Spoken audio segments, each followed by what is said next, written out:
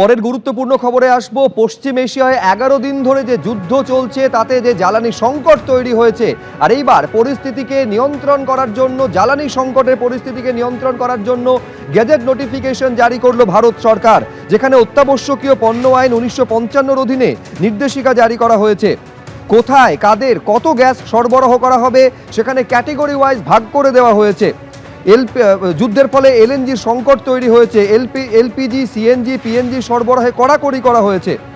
অগ্রাধিকারের শীর্ষে রয়েছে পাইপে রান্নার গ্যাস, এলপিজি এবং পরিবহনের জন্য সিএনজি। দ্বিতীয় তালিকায় রয়েছে সারের কারখানায়, যেখানে 70% সরবরাহ হবে। অগ্রাধিকারের তৃতীয় তালিকায় চা সহ শিল্পক্ষেত্রে 80% গ্যাস সরবরাহ করা হবে। শেষ 6 মাসের ব্যবহারের নিরিখে গ্যাস সরবরাহের এই নির্দেশ।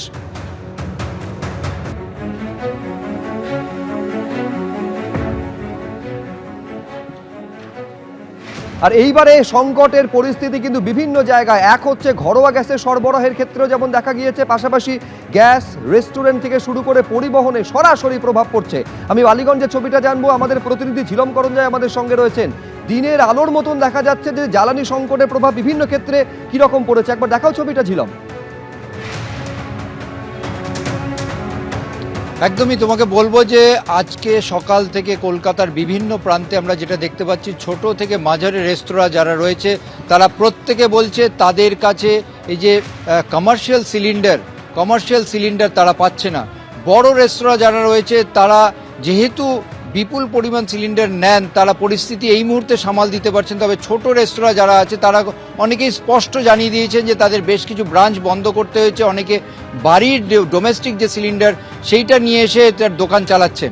আবার বেশ কিছু ক্ষেত্রে আমরা দেখলাম যে অটো তারা এলপিজি তারা পাচ্ছেন না, গ্যাস পাচ্ছেন না গত 3 দিন ধরে। আজকে তারা একটি জায়গায় যেখানে সাপ্লাই হচ্ছে সেখানে সকাল থেকে লাইন দিয়েছেন। এবং তারই মধ্যে তুমি যেমন বলছিলে যে আজকে গভর্নমেন্ট অফ ইন্ডিয়ার তরফ থেকে তারা যে বিজ্ঞপ্তি জারি করেছে, এসেনশিয়াল কমোডিটিজ অ্যাক্ট 1955কে উল্লেখ করে তারা বলছেন যে প্রায়োরিটাইজেশন করা হবে, কাদের কাদের ক্ষেত্রে এই এলপিজি প্রোডাকশন এবং সাপ্লাই করা হবে। সেটা যেমন গার্হস্থ্যের ক্ষেত্রে তারা দ্রুততার সঙ্গে দেওয়া এবং প্রোডাকশন বাড়ানোর কথা বলেছেন। অন্যদিকে তারা অ্যান্টি হোর্ডিং মেজার নেওয়ার জন্য 25 দিনের আগে এগুলো বুকিং করা যাবে না, তেমনই একটা ব্যবস্থা নিয়েছেন। আরেকটা বিষয় যেটা নিয়ে হোটেল এবং রেস্তোরাঁর মালিকরা বারবার প্রশ্ন তুলছেন, যে তাদেরকে বলা হয়েছে এই নোটিফিকেশনে যে এই বিভিন্ন রেস্তোরাঁ এবং হোটেলের যে সাপ্লাই আছে তার 80% মতো দেওয়া হতে পারে, বা সেটা কত লাগবে সেটা বিচার করার জন্য বিশেষ কমিটি রয়েছে।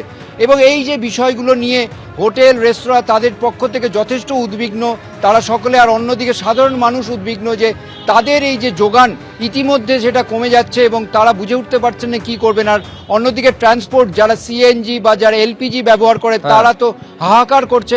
গতকাল থেকেই আমরা এই দৃশ্য কলকাতার বিভিন্ন প্রান্তে দেখতে পাচ্ছি।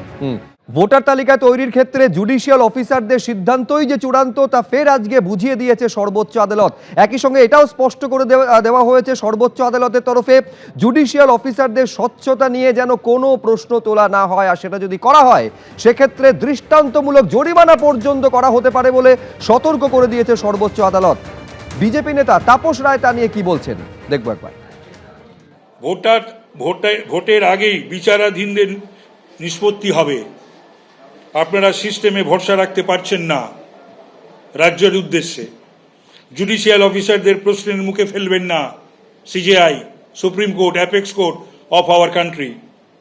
দরকারে অবমাননার নোটিশ জারি করতে পারি, রাজ্যকে বলেছে। বেহায়ার নাহি লাজ নাহি অপমান, সুজনকে এক কথা মরণও সমান। এই তৃণমূলীদের বা রাজ্য সরকারের কোনো লাজ লজ্জা বলে কিছু নেই।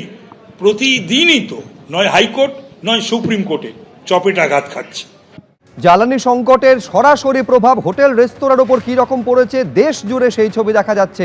লখনৌয়ে দেখা যাচ্ছে একাধিক হোটেল রেস্তোরাঁ কার্যত বন্ধ করে দেওয়ার মতন পরিস্থিতি। অন্যদিকে কর্ণাটকের বেল্লারিতে প্রভাব পড়েছে হোটেল রেস্তোরাঁয়। নবী মুম্বাইতে গত 3 দিন ধরে বাণিজ্যিক গ্যাসের সংকট।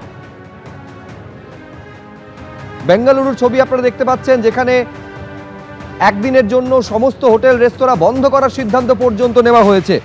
কালোবাজারি রুখতে বাড়িতে রান্নার গ্যাসের সরবরাহের লাগাম টেনেছে রাজ্য সরকার।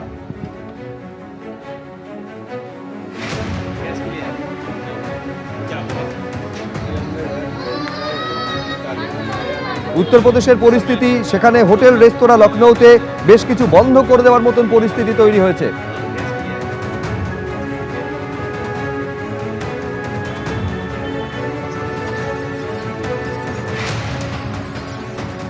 এবিপি আনন্দ, এগিয়ে থাকে, এগিয়ে রাখে।